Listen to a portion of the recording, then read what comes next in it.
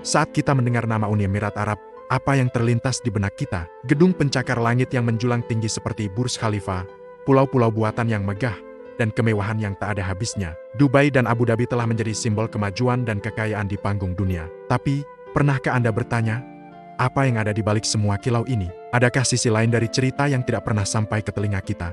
Hari ini, kita akan melakukan perjalanan menembus waktu, menyelami sisi yang jarang terungkap dari sejarah Uni Emirat Arab. Ini adalah kisah yang penuh dengan perjuangan, pertarungan, dan rahasia yang membentuk negara yang kita kenal sekarang. Sebelum minyak ditemukan, sebelum gedung-gedung tinggi mencakar langit, wilayah yang kini kita kenal sebagai WEA adalah hamparan gurun pasir yang tandus dan garis pantai yang keras. Kehidupan di sini sangat berbeda. Masyarakatnya adalah para nelayan, penyelam mutiara, dan suku-suku Baduy yang nomaden. Lautan adalah sumber kehidupan utama mereka. Selama berabad-abad, industri mutiara menjadi tulang punggung ekonomi.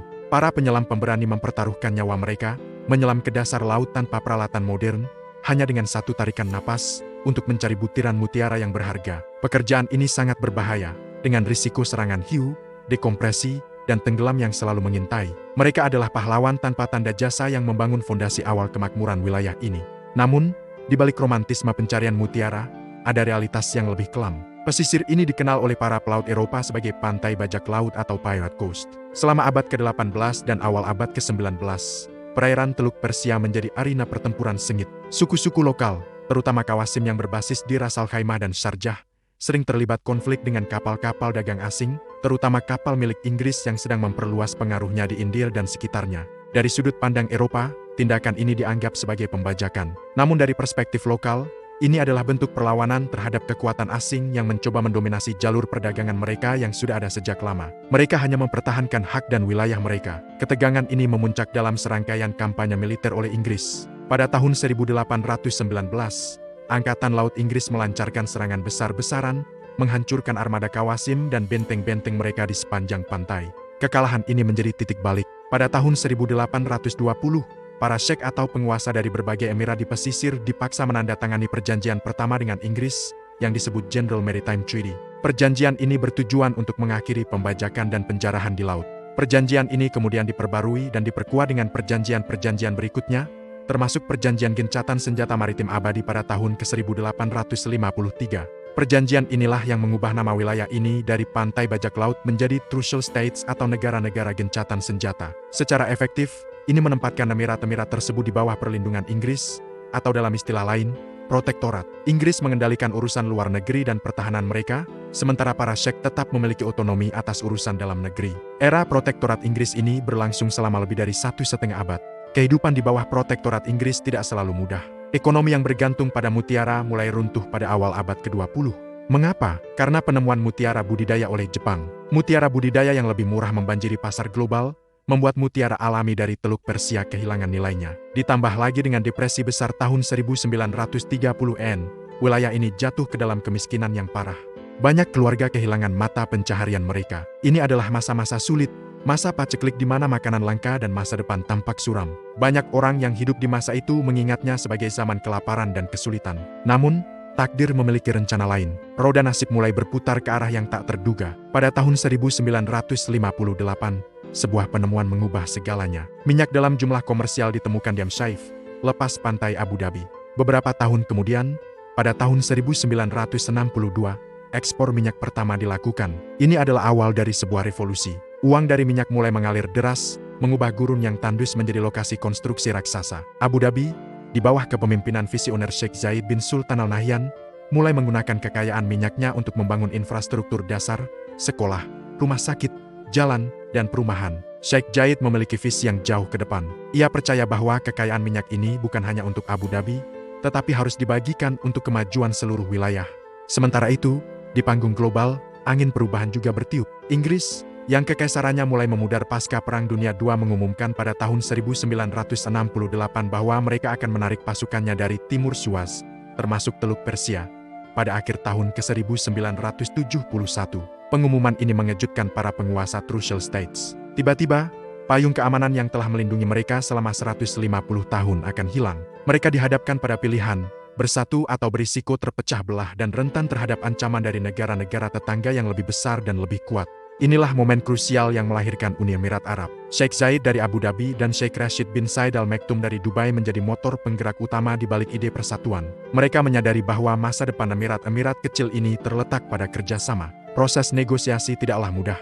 Ada banyak perbedaan pendapat, persaingan antar suku, dan sengketa perbatasan yang telah berlangsung selama berabad-abad. Awalnya, rencana persatuan ini bahkan melibatkan Bahrain dan Qatar.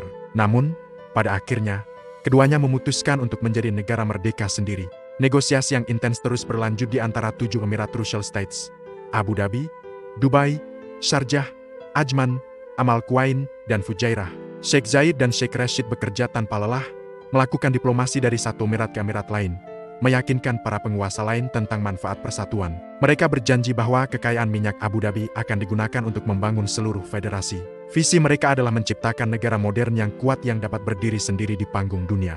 Akhirnya, setelah melalui perdebatan dan kompromi yang alot, pada tanggal 2 Desember tahun 1971, para penguasa dari 6 emirat berkumpul di Dubai dan menandatangani konstitusi untuk membentuk Uni Emirat Arab. Emirat ke-7, Ras Al Khaimah, yang awalnya ragu-ragu, akhirnya bergabung beberapa bulan kemudian pada Februari tahun 1972.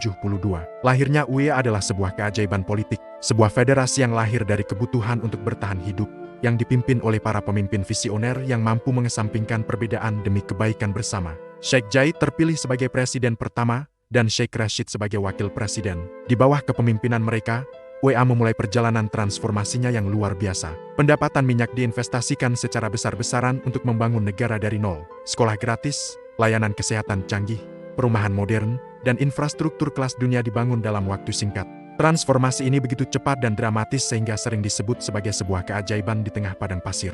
Namun, pembangunan pesat ini juga membawa tantangan baru yang menjadi sisi lain dari cerita kejayaan ini. Proyek-proyek konstruksi raksasa membutuhkan tenaga kerja dalam jumlah besar, jauh lebih banyak daripada yang bisa disediakan oleh populasi lokal. Ini memicu gelombang besar pekerja migran, terutama dari Asia Selatan dan Asia Tenggara. Hari ini, warga negara asing merupakan hampir 90% dari populasi UEA. Para pekerja ini adalah tulang punggung pembangunan negara, mereka yang membangun gedung-gedung pencakar langit, jalan raya, dan semua kemewahan yang kita lihat. Namun, kondisi kerja dan kehidupan para pekerja migran ini sering menjadi sorotan dan kritik internasional. Banyak laporan menyoroti isu-isu seperti upah rendah, jam kerja yang panjang, kondisi hidup yang tidak layak, dan sistem kafala atau sistem sponsor. Dalam sistem ini, visa seorang pekerja terikat pada majikan mereka, yang memberikan majikan kekuatan besar dan membuat pekerja rentan terhadap eksploitasi. Banyak pekerja yang paspornya ditahan oleh majikan, membuat mereka sulit untuk berganti pekerjaan atau meninggalkan negara jika mereka diperlakukan tidak adil. Meskipun pemerintah UEA telah melakukan reformasi dalam beberapa tahun terakhir untuk memperbaiki perlindungan bagi pekerja migran, tantangan besar masih ada. Ini adalah paradoks yang kompleks. Negara yang dikenal dengan kemewahannya dibangun oleh tangan-tangan mereka yang seringkali hidup dalam kondisi yang jauh dari mewah.